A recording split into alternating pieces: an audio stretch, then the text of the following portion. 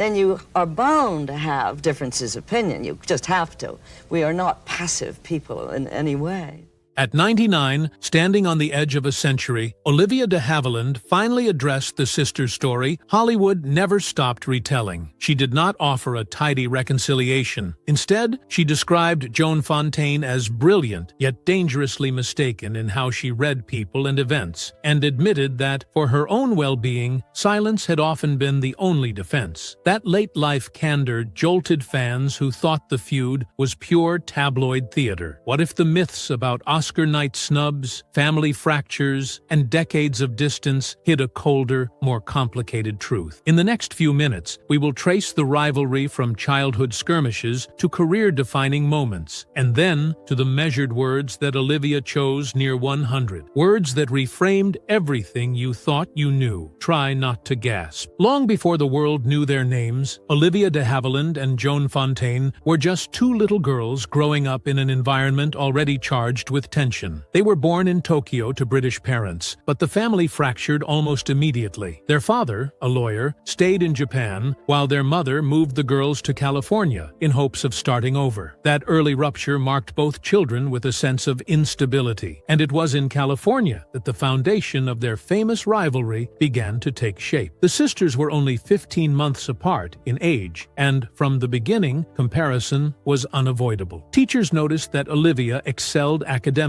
and carried herself with the kind of poise that made her seem older than her years. Joan, meanwhile, was often sickly and frail as a child, something that left her feeling overshadowed by her stronger, more confident sister. Even their mother, who pushed both girls toward achievement, was said to favor Olivia, encouraging her to take the spotlight in school plays, while Joan was left to fight for scraps of recognition. What might have been ordinary sibling competition took on sharper edges. One story that has been retold many times is the infamous collarbone incident, when Olivia supposedly pushed Joan in a fit of anger, leaving her with an injury that never healed properly. Whether exaggerated or not, Joan herself insisted that such moments defined the relationship. She was cast as the underdog, always nursing wounds, emotional or physical, while Olivia marched ahead. Olivia, for her part, later admitted that the sisters tussled like any pair of children, but framed it as harmless bickering, brushing off the darker interpretation. As the years went by, their conflicts were no longer confined to the household. By the time they reached high school, Olivia and Joan were already competing in ways that foreshadowed their adult lives. Olivia earned the leading roles in plays, Joan often relegated to supporting parts. Joan resented being compared, and Olivia resented Joan's refusal to accept her place as the younger sibling. The dynamic hardened into a pattern, Joan as the challenger, Olivia as the seemingly untouchable figure she could never quite dethrone. Still, those childhood battles were only the opening act. The move from a quiet California home to the bright lights of Hollywood would magnify every rivalry, every slight, and every unspoken wound. And once the cameras were rolling, the feud that began in childhood would become legend. When Olivia de Havilland first stepped into Hollywood, she seemed destined for stardom. Discovered while performing in a school play, she was quickly signed by Warner Brothers and launched into a string of roles that highlighted her elegance and natural screen presence. By the mid-1930s, she was starring opposite Errol Flynn in adventure epics that defined the golden age of Warner Brothers. Her name splashed across marquees around the world. Joan, however, faced a different path. Following Olivia into the industry, she encountered immediate resistance. Casting directors hesitated, worrying that two actresses named de Havilland would confuse audiences. Worse, whispers spread that Olivia herself was not eager to share her hard-won spotlight with her younger sister. Determined to succeed on her own terms, Joan adopted their stepfather's last name, Fontaine. It was a reinvention that carried both freedom and sting. She was no longer tethered to Olivia's rising fame, but the new name came with an unspoken acknowledgement. She was the outsider, forced to carve a parallel lane rather than stand beside her sister. That decision would prove fateful. In 1940, Alfred Hitchcock cast Joan Fontaine in Rebecca, the haunting thriller that became one of cinema's timeless classics. The performance won her acclaim and positioned her as a serious rival to Olivia, whose own career was thriving with dramatic turns in films like Gone with the Wind. Almost overnight, the press latched onto the sister versus sister storyline, fueling gossip columns with breathless comparisons. Headlines framed them as competitors rather than kin, pushing the idea that Hollywood had room for only one de Havilland bloodline star. The sisters themselves did little to dispel the narrative. Joan confided in interviews that she often felt judged against Olivia's achievements, while Olivia projected an image of poise, as though rivalry was beneath her notice. But behind closed doors, both felt the sting. The pressure of being publicly measured against one another amplified every private wound from childhood, turning ordinary career ups and downs into symbolic victories or defeats. By the early 1940s, both women were stars in their own right. Yet instead of celebration, the moment set the stage for one of the most infamous chapters in Oscar history. The Academy Awards would soon become the battlefield where decades of resentment and ambition played out under the brightest spotlight of all. The rivalry that had simmered for years finally erupted in full view of the public at the one place where appearances mattered most, the Academy Awards. In 1942, both sisters were nominated for Best Actress, Olivia for Hold Back the Dawn, and Joan for Alfred Hitchcock's Suspicion. The press had a field day, painting the ceremony as a showdown between sisters who supposedly could not stand one another. It was the kind of narrative Hollywood adored, family-turned competition, glamour laced with venom. When the envelope was opened and Joan Fontaine's name was announced, history was made. She became the first of the sisters to win an Oscar and one of the youngest actresses ever to do so. Cameras captured her stunned reaction, her hands trembling as she walked to the stage. In later years, Joan claimed that Olivia barely congratulated her afterward, offering a cool handshake and nothing more. Olivia countered that she was proud of her sister, but stories of her coldness circulated nonetheless, cementing the idea that victory for one was humiliation for the other. The second Oscar flashpoint came in 1947, when Olivia was nominated and won for To Each His Own. The moment should have been a triumph, but a single photograph from that night overshadowed the award itself. It showed Joan stepping forward to congratulate her sister, only for Olivia to appear to turn away at the last second, leaving Joan standing with her hand half extended. The image ricocheted through newspapers, becoming an instant symbol of the sisters' alleged hostility. Both women would later insist the photo told only part of the story. Olivia explained that she had already embraced Joan earlier, and the picture captured her moving away in that exact instant. Joan, however, wrote in her autobiography that Olivia had deliberately snubbed her. Each version seemed plausible, yet each carried its own agenda. To the public, the truth mattered less than the drama. The de Havilland-Fontaine feud was now immortalized in Hollywood lore, reinforced by the harsh spotlight of Oscar night. From that point forward, every award, every nomination, and every career milestone for either sister was interpreted through the lens of rivalry. The Academy Awards had not just crowned winners, they had fueled a family story that would haunt both women for the rest of their lives. After the Oscars sealed their reputations as rivals, Olivia de Havilland and Joan Fontaine found that every step of their private lives was cast as another round in their ongoing duel. Hollywood gossip magazines were relentless, turning marriages, divorces, and professional choices into ammunition for the narrative of sibling combat. For two women who had spent their childhoods jostling for recognition, the press coverage was both intoxicating and exhausting. Olivia's career soared with her decision to battle Warner Brothers for better roles, an audacious move that led to the landmark de Havilland decision, a court ruling that freed actors from long-term studio contracts. It was an achievement that redefined Hollywood labor rights, and her victory made headlines as proof of her independence and determination. Joan, meanwhile, built her reputation on playing vulnerable yet resilient heroines, continuing to earn strong roles through the 1940s. Yet the more Olivia was portrayed as a trailblazer, the more Joan seemed cast as the reactive sister, fighting to prove she was just as capable of shaping her own destiny. Their personal lives offered even more material for columnists. Olivia married the novelist Marcus Goodrich in 1946, though the marriage lasted only a a few years. Later, she wed Pierre Galante, a French journalist, and settled in Paris, living a life that the American press described as elegant and cosmopolitan. Joan married 4 times, with each relationship scrutinized in gossip columns that often emphasized her supposed search for stability. The contrast between Olivia's steady European lifestyle and Joan's turbulent romantic history became yet another way for commentators to draw lines of competition. What was often lost in the noise was how both women suffered from the same relentless glare of fame. Neither could live without being measured against the other. A box office hit for Olivia was reported as a setback for Joan, and vice versa. Even when they acted in entirely different genres, the constant comparisons stripped their work of individuality. Fans, critics, and even studio executives seemed addicted to the idea that one sister's success must always come at the other's expense. The result was a kind of trap. Whatever affection may once have lingered between them was worn down by decades of headlines, turning family matters into public theater. And when the most painful family event of all came to pass, the rift hardened into something final. If there was ever a chance for reconciliation, it might have been in 1975, when Olivia de Havilland and Joan Fontaine's mother, Lillian, passed away. Instead, the moment widened the gulf into something permanent. To outsiders, the funeral seemed like a solemn duty, the kind of event where family members might set aside old grievances in the face of shared grief. But for Olivia and Joan, it became the definitive fracture point. The stories of what happened differ, and that is part of what has kept the feud alive in the public imagination. In her autobiography, No Bed of Roses, Joan Fontaine claimed that she had not been properly informed about the funeral arrangements, alleging that Olivia had intentionally kept her in the dark. According to Joan's version, she only discovered the details after it was too late to attend the service in the way she wished. She suggested that her sister had deliberately excluded her, a slight that she interpreted as the ultimate act of betrayal. Olivia, however, offered a very different account. She maintained that she had personally reached out to Joan and that the invitation was clear. From her perspective, it was Joan who had chosen to remain distant, perhaps unwilling to face her sister in such a vulnerable moment. To Olivia, the accusation of exclusion was not only false, but deeply hurtful, especially as she was grieving the loss of their mother. Regardless of whose version contained more truth, the aftermath was undeniable. The sisters stopped speaking altogether. Whatever thin threads had remained between them were cut during those painful weeks in 1975. Friends and colleagues would later recall that the silence was total. No phone calls, no letters, no chance encounters patched over with polite conversation. For nearly 4 decades afterward, the two lived separate lives, as though the other did not exist. The tragedy of their estrangement was amplified by the fact that their mother had often been the one to play peacemaker, however imperfectly. With her gone, the fragile balance collapsed. Hollywood observers noted that from then on, every time one sister appeared at an event or gave an interview, the absence of the other became a story in itself. The feud had moved past rivalry into something colder, more enduring, and far harder to repair. And decades later, when the final curtain fell for one sister, the world turned to the other, waiting to see how she would respond. For nearly 40 years after their mother's funeral, Olivia de Havilland and Joan Fontaine lived in opposite worlds. Olivia remained in Paris, far from Hollywood, but never far from its memory. Joan stayed in California, continuing to make appearances, grant interviews, and occasionally reflect on her career. The silence between them became legendary, a mystery that fascinated fans almost as much as their films. Writers speculated endlessly. Had they exchanged private letters? Had either attempted to reconcile in secret? Those who knew them best doubted it. By all accounts, the silence held. Then, in December 2013, Joan Fontaine passed away at the age of 96. For a feud so long in the making, the question immediately turned to Olivia. Would she speak? Would she break the silence with a heartfelt tribute? Or would she maintain the distance, even in death? The world waited. Olivia's response was brief but telling. Through her lawyer, she issued a statement saying she was shocked and saddened by her sister's death. It was a phrase that carried both sincerity and restraint. There were no elaborate anecdotes about childhood, no sweeping declarations of forgiveness, and no attempt to rewrite the past. Instead, Olivia offered just enough to acknowledge the weight of the moment, but not enough to suggest the relationship had ever been healed. The wording fascinated the public. To some, it was evidence of lingering affection, proof that beneath the decades of silence, Olivia had never stopped caring for her younger sister. To others, it was simply formal, an obligation to say something when the world demanded it. Either way, the effect was striking. Even in her 90s, Olivia's words carried the power to reignite debates about one of Hollywood's most enduring rivalries. What made the moment more poignant was the fact that Olivia was now the last surviving link to their shared history. Every memory of their Tokyo childhood, every stage performance, every tense Oscar night, all of it lived only in her. The public knew that whatever she chose to reveal or to withhold would become the final version of events, and for years she chose to remain mostly quiet, preserving her silence as both armor and legacy. But as Olivia approached her 99th birthday, she surprised everyone. After decades of measured restraint, she offered a rare glimpse into her true feelings about Joan, and what she said left fans stunned. By the time Olivia de Havilland reached 99 years old, she had long mastered the art of silence. She had declined countless interviews about Joan Fontaine, brushed aside endless questions, and built a dignified image as one of the last living icons of Hollywood's golden age. That is why her admission, made as she approached her centennial, stunned even the most seasoned fans. For the first time in decades, Olivia allowed herself to speak directly about her sister, not through gossip columns, not through legal representatives, but in her own carefully chosen words. She called Joan brilliant, a compliment that startled those who expected only bitterness. But Olivia did not stop there. She added that Joan suffered from what she described as an astigmatism in how she viewed people and events. It was a striking metaphor, suggesting that Joan's perspective was warped, that she interpreted the world through a distorted lens. Coming from Olivia, known for her precision and poise, the statement landed with the weight of final judgment. Then came the most haunting line of all. Olivia admitted that if Joan had lived to see her 100th birthday, she would have kept silent, not out of pride, but out of what she called self-protection. The choice of words revealed more than decades of gossip ever could. It implied that speaking openly about her sister was dangerous to her peace of mind, that even in old age, she feared being pulled back into the vortex of conflict. To fans, it was both heartbreaking and revelatory. For years, many had assumed that the feud was exaggerated by Hollywood publicists and gossip columnists eager to sell headlines. Olivia's admission, however, suggested that the rivalry was very real, rooted not just in misunderstandings, but in wounds deep enough to last a lifetime. Her description of Joan as both gifted and tragically misguided painted a picture more complex than tabloid caricatures. It was not hatred, nor was it reconciliation. It was something in between, a tangled knot of admiration, pain, and distance. Those late-life words spread quickly across newspapers and entertainment outlets. They were dissected, debated, and memorialized as Olivia's final verdict on a relationship that had defined much of her life. And while fans gasped at the candor, Olivia proved one thing. Even at 99, she still controlled the story. Olivia de Havilland's words at 99 might have stunned fans, but they also revealed a truth about her character. She had never surrendered control of her own narrative. Even as one of the last living stars of Hollywood's golden age, she understood that how she and Joan Fontaine were remembered would not be left to chance. That became clearer than ever in 2017, when the television series Feud, Bet and Joan aired. The show dramatized the rivalry between Bette Davis and Joan Crawford, but it also featured Catherine Zeta-Jones playing Olivia, adding commentary about Joan Fontaine. Olivia was not pleased. At 101 years old, she filed a lawsuit against the show's producers, arguing that they had put words in her mouth, lines she had never spoken, particularly a disparaging remark about Joan. She claimed the series misrepresented her and tarnished her reputation by reducing her to a supporting character in someone else's drama. The lawsuit was extraordinary, not just for its content, but for the age of the woman pursuing it. Few centenarians take on Hollywood studios in court, but Olivia did, determined to preserve her image and, by extension, the memory of her sisterly feud. Although the case was ultimately dismissed, the message was unmistakable. Olivia wanted the final say. She would not allow others to define her legacy, nor would she let the complicated truth of her bond with Joan Fontaine be cheapened into gossip or scripted melodrama. In a way, the lawsuit was her last battle. battle, fought not on a movie set or an Oscar stage, but in the courtroom, where she once again demanded recognition on her own terms. When Olivia passed away in 2020, at the age of 104, tributes poured in from around the world. Many celebrated her performances, her landmark legal fight against Warner Brothers, and her status as the last great star of a bygone era. But woven into nearly every remembrance was the shadow of Joan Fontaine. The feud, the rivalry, the late-life admissions, it all remained inseparable from Olivia's story. And perhaps that was what she understood better than anyone. Families fracture, legends rise and fall, but history only remembers what is written down, spoken aloud, and fought for. Olivia de Havilland, to her very last years, made sure that the final chapter of her story, and her sister's, was told in her own voice. The story of Olivia de Havilland and Joan Fontaine proves that even legends carry wounds that time cannot always heal. What do you think? Was Olivia's late-life admission an act of honesty, or simply her way of controlling the story one last time? Share your thoughts in the comments. And if you want more untold Hollywood rivalries and shocking revelations, make sure to like this video and subscribe. There are countless stories waiting, and you will not want to miss the next one.